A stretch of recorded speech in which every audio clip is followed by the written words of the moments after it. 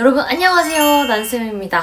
제가 정말 오랜만에 여러분들 앞에 이렇게 카메라를 켜게 되었는데요. 진짜 너무너무 보고 싶었어요, 다들. 근데 제가 최근에 조금 이 컨텐츠들에 대해서 고민이 좀 많아지다 보니까 영상을 하나 올릴 때마다 좀 굉장히 많이 고민을 하게 되고 저 스스로 좀 검열을 하게 되더라고요. 그래서 앞으로는 제가 이제 성교육 도서나 인문학 도서나 대한민국에 있는 성에 관련된 장소들도 가보기도 할 거고, 또 여러분들의 성 고민들을 좀 제가 해결할 수 있는, 함께 이야기를 나눠볼 수 있는 시간들을 좀 가져보려고 구상 중에 있거든요. 그러니까 조금만 너무 멀리 가지 마시고 저를 좀 기다려주셨으면 좋겠어요. 오늘 제가 여러분들에게 이제 소개를 해드리려고 하는 책은 가족? 부활이냐? 몰락이냐? 라는 책입니다. 그래서 이 책은 이제 가족에 대한 이야기를 나누는데요.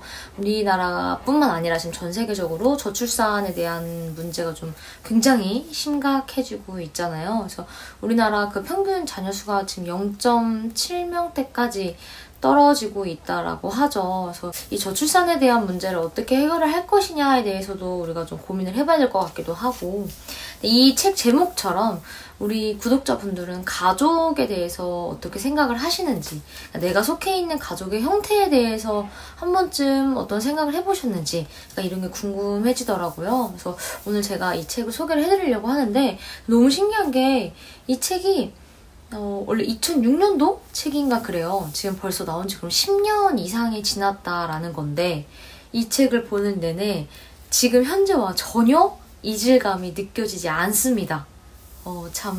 이 문제는 정말 오랫동안 계속 변하지 않고 있는 게 아닌가라는 생각이 좀 들더라고요. 그렇다면 어떤 내용들이 있는지 그럼 또 저와 함께 같이 읽어보러 가실까요? 공동체의 지원이 사라진 지금, 누가 우리를 구원해 줄 것인가? 가족, 부활이냐, 몰락이냐? 차례, 남자들, 후손, 운명 공동체, 역할놀이, 여자들, 유산 공동체. 살을 내는 듯한 추위다. 아무리 둘러봐도 눈에 들어오는 것은 새하얀 눈뿐이다. 총 인원수 81명, 대가족이 여럿이고 혼자 여행하는 사람 몇 명, 이 지리에 밝아서 일행을 이끌고 시에라 네바다를 지날 예정이었던 안내인이 몇 명이었다. 상황은 암담했다. 몇 주일이 지나고 12월이 되자 길을 뚫어보겠다고 선발대가 나섰지만 다시는 돌아오지 않았다. 마을에서 멀찌감치 떨어진 시에라 네바다에서 그들은 눈폭풍을 만나 고립되었다. 그들은 오로지 자기 자신에게 그리고 서로에게 의지할 수밖에 없는 상황이었다. 그들은 어떤 사람들인가? 노인과 청년들이었다. 할아버지, 할머니와 손자였고 엄마, 아빠, 자식이었으며 삼촌, 숙모, 사촌이었다. 혼자 온 남자들도 15명이나 되었다.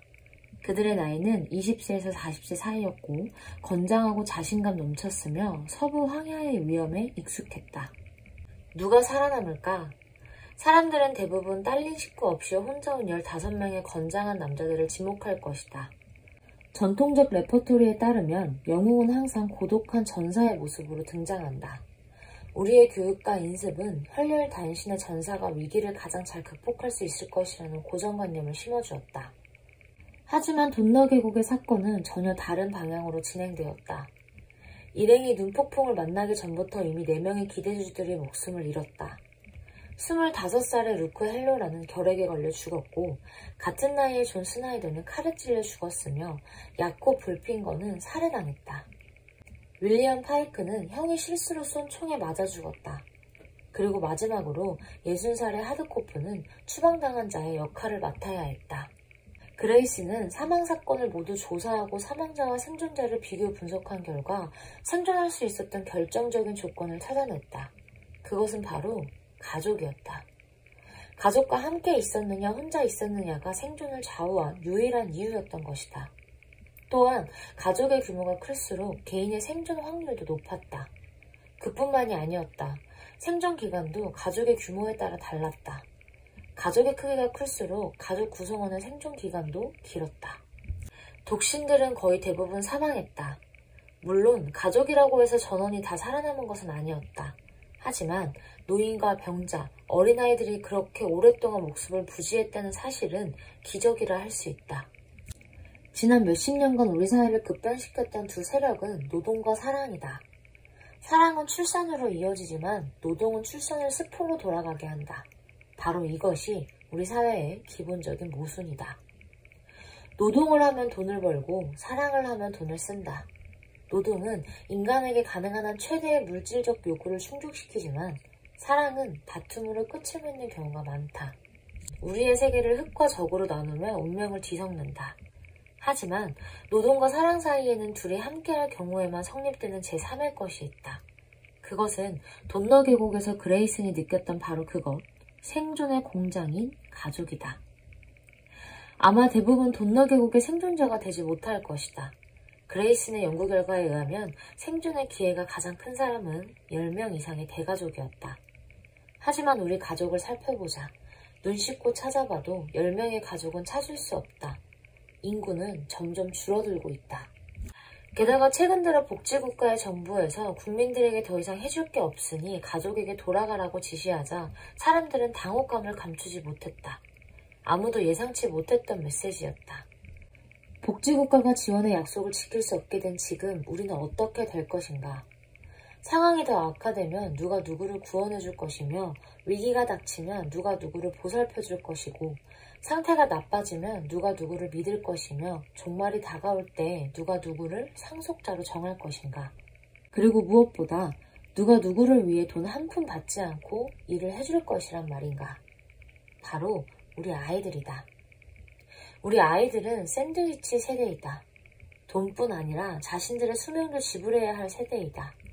가족은 그레이슨의 말처럼 노동과 사랑이 만들어낸 모든 선과 악으로 이루어진 원초적인 힘이다. 그런데 그 힘이 사라져버렸다. 이 원초적 힘이 점점 줄어들 경우 과연 무슨 일이 벌어질까? 역할놀이. 누가 누구를 구원하는가? 제2차 세계대전 이후 영국 최대의 화재 재난 사건이었다. 오늘날까지 완전한 피해 내역이 밝혀지지 않았지만 최소한 사망자가 51명, 부상자는 400여 명 정도 되었다. 끔찍한 참사였지만 몇 년 후 조나단 사임이 불타는 호텔 내부에서 벌어졌던 일들에 관심을 갖고 연구를 하지 않았더라면 그 사건 역시 수많은 재난 사건의 하나로 세인들의 뇌리에서 잊혀지고 말았을 것이다. 원래는 탈출로에 대한 논문을 쓰겠다는 목적으로 시작했다. 사임이 조사 결과를 발표하기 전에는 다들 현장에 있었던 사람들이 공포로 인해 방향을 잃고 정신없이 허둥거렸을 것이라고 생각했다. 불길과 연기 때문에 어쩔 수 없이 흩어져 혼자 싸웠고 더 강한 자가 살아남았을 것이라고 말한다. 하지만 사임의 연구 결과는 달랐다. 화재가 발생하자 갑자기 태고적 계약관계가 힘을 발휘하기 시작했다. 가족들은 전혀 당황하지 않았다. 오히려 순식간에 엄청난 효율성을 보이며 뭉치기 시작했다. 그리고 혼란의 와중에서도 서로를 잃어버리지 않고 함께 도망치기 위해 사력을 다했다. 같이 온 사람을 찾는 것은 당연한 행동이 아니냐고 생각했다면 친구들끼리 온 사람들은 전혀 그런 행동을 보이지 않았다는 사실에 적잖이 당황하게 될 것이다. 가족의 67%가 함께 움직였지만 친구의 경우 불과 4분의 1만이 서로를 찾았다. 결과로 미루어 본 건데 가망 없는 상황, 즉 패닉 이론에 따르자면 모든 심리적 결합의 완벽한 붕괴가 예상되는 상황에서 절반의 사람들이 가족과 함께 탈출하는 데 성공했다.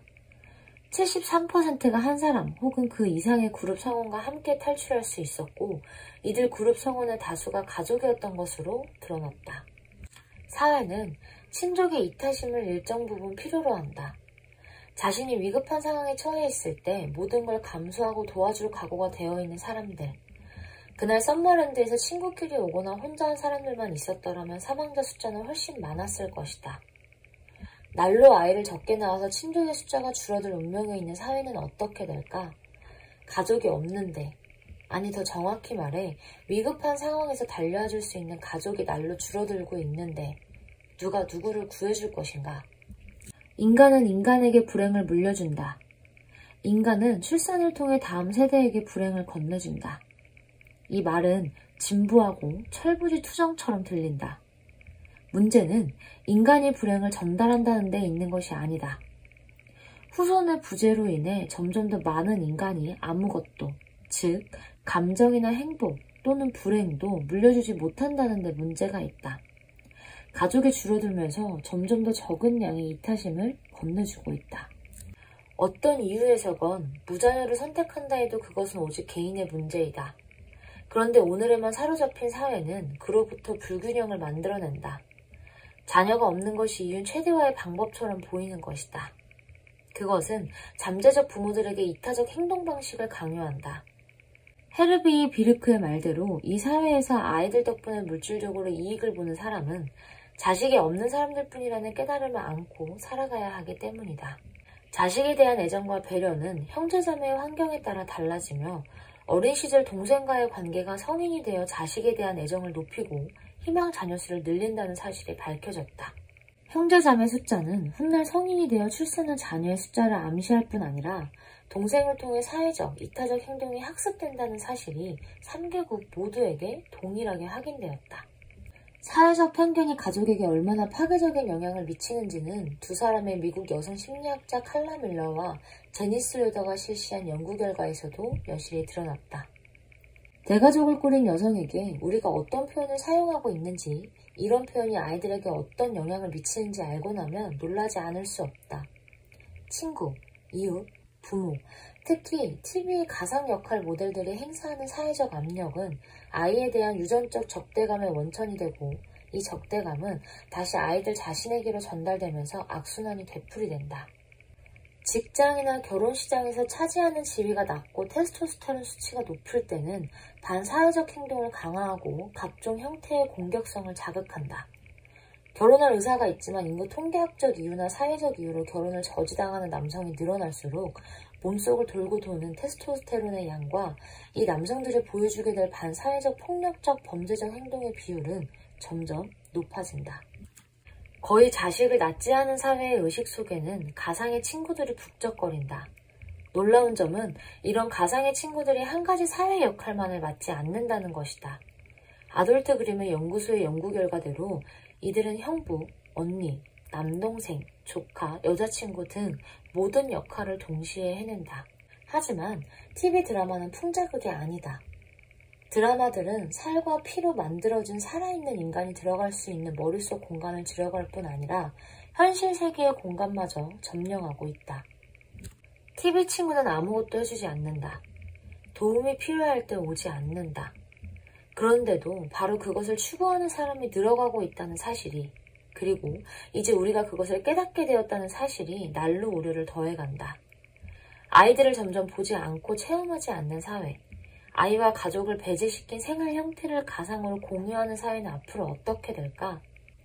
아마 우리는 우리 공동체와 개인의 결정에 지대한 영향을 주는 매체의 설득력을 과소평가하고 있을지도 모른다. 문제는 TV 프로그램이 기존 사회망을 훼손시킨다는 것으로 끝나지 않는다는 데 있다. 이런 TV 드라마가 전달하는 구호는 사회관계는 원칙적으로 작동하지 않는다는 것이다. 또한 드라마의 문화적 메시지는 성공과 개인의 열정은 아이와 함께할 수 없다는 것이다. 현실은 겨우 10살 된 아이가 제대로 들 수도 없을 정도의 무거운 짐을 등에 메고 다닌다. 아직 어린아이인데도 빚이 너무 많다. 조상의 빚과 짐만 지고 있는 게 아니다. 숫자가 줄어들기 때문에 아이들 한 사람당 2사람의 몫을 감당해야 한다. 할머니, 할아버지가 생존해 있을 경우 2세대에 걸쳐 6사람의 감성적 가계는 물론 재정적 가계의 일부까지 감당해야 한다. 이렇게 하여 우리의 문제는 핵심에 도달했다. 친족관계가 줄어들고 있으며 네트워크도 줄어들고 있다. 개인에게 돌아올 도움의 손길은 날로 희박해질 것으로 자구책을 강구해야 한다. 하지만 인간은 생존을 위해 네트워크가 필요하다. 160년 전 돈너 계곡에서도 오늘날에도 다를 바가 없다. 네트워크가 건실할수록 생존기간도 길어진다. 이는 양리적으로 측정할 수만 있다면 가족과 절친한 우정을 기적의 묘약으로 만들 만큼 효율성과 규모 면에서 현대문명에도 그대로 적용된다. 여자들. 두뇌를 연구한 학자들은 남의 식구까지도 자신의 가족으로 만들 수 있는 여성의 재능은 수백 년을 이어오면서 여성들이 감수할 수밖에 없었던 사회적 유연성과 관련이 있다고 주장한다. 거의 모든 문화권에서 아들들은 일생 동안 자신의 친족들과 더불어 살지만 딸들은 자신의 가족을 떠나 남편이나 파트너의 공동체로 들어간다. 남자들은 여자들만큼 감정이입 능력의 훈련을 할 필요가 없었다. 여성에 비해 관계를 만들고 유지하는 데 투자하는 노력이 훨씬 적기 때문이다. 친족이 아닌 사람들과 좋은 관계를 유지하려면 상호성과 공평함에 대한 감수성이 아주 많이 필요하다. 이런 관계가 당연한 관계가 아니기 때문이다. 남자들은 공동체가 팽창하는 시기에 가족의 우두머리 역할을 맡는다. 그러니까 지금껏 경험해왔던 사회가 바로 그런 경우였다. 남자들은 특히 혼자 할 때 위험한 모험을 불사하며 모르는 길을 개척하고 격렬한 경쟁을 벌인다. 또한 추가 번식 기회를 획득하기 위해 사회적 권력을 키우고 체계적으로 사고한다. 하지만 수축하는 사회에 부족한 모든 것, 즉 사회 능력, 공감, 이타주의, 협동심 등은 여성들에게 집중되어 있다. 우리가 남길 수 있는 진정한 유산은 가족이 서로에게 하는 행동이 만인을 위한 행동이라는 깨달음이다. 돈너 계곡의 사건에서 시작하여 아들 있는 아버지 수입을 거쳐 딸을 원하는 새로운 경향에 이르기까지 하나의 주제가 관통한다. 우리가 선택하지 않은, 우리가 선택당한 역할들이 있다. 그것이 희망을 준다. 우리 아이들이 삶에서 실천되는 모습들을 내면화한다면 우리에게는 진정한 유산을 남길 막대한 기회가 있는 것이다. 이렇게 가족, 부활이냐 몰락이냐를 저와 함께 읽어보셨습니다. 정말 요즘 같은 세대의 저출산이 굉장히 심각한 문제이죠. 근데 이 저출산의 문제를 여성에게만 주는 게 아니라 사회적으로 남성과 여성 모두가 그리고 정책적으로도 도와줘야만 극복될 수 있는 문제가 아닐까라는 생각이 들었던 책이었습니다. 여러분들은 이 책이 좀 어떠셨는지 궁금하네요. 오늘도 저와 함께 해주셔서 정말 감사드리고요. 그러면 또 다음 영상에서 만나도록 하겠습니다. 여러분 안녕.